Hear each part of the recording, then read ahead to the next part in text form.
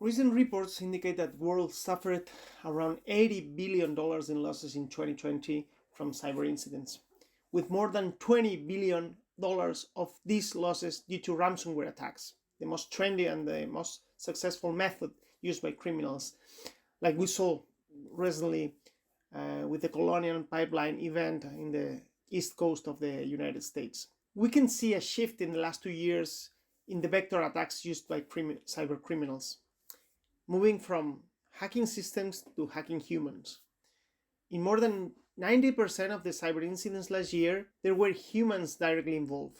Cost of breaking technical systems have become more expensive and more time-consuming than cheating and hacking people. That's why it's not only a question of protecting companies' crown jewels or managing vulnerabilities and systems patching. We should adopt a zero-trust strategy when we set and configure our systems, but also when we set our partnerships with third parties, and last but not least, when we hire and when we manage our employees. Ideally, we should be able to monitor anomalous behaviors in real time. These days we can have a good example with COVID. As well as we are having a good strategy with vaccination, we should vaccine all our employees against social engineering virus. But the main difference is that we don't have only one virus in the cyberspace. Consequently, we need more than one type of vaccine. Social engineering and sophisticated phishing scams have evolved, being more adapted to specific targets.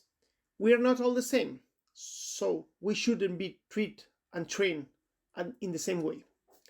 Actually, attackers can collect gigas of personal information and prepare coordinated attacks to gather employees' credentials to access any part of the enterprise network. Once there, they use lateral movements, taking profit of network segmentation vulnerabilities to gain access to more critical parts of the system where the critical information is stored. A while ago, I said third parties on purpose. In these efforts, CISO and security departments shouldn't be alone. Close collaboration between them and human resources with a psychology background and marketing to bring the right message to the right people and also at the right time are necessary and more common nowadays. No need to say that. Without the right tone from the top, supporting cyber hygiene practices across the entire organization, embedding them into the CISOs won't succeed at all.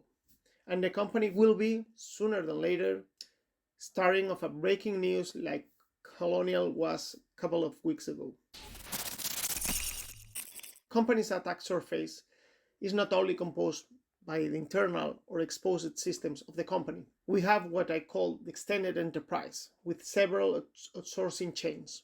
In these chains of vendors, we have also employees.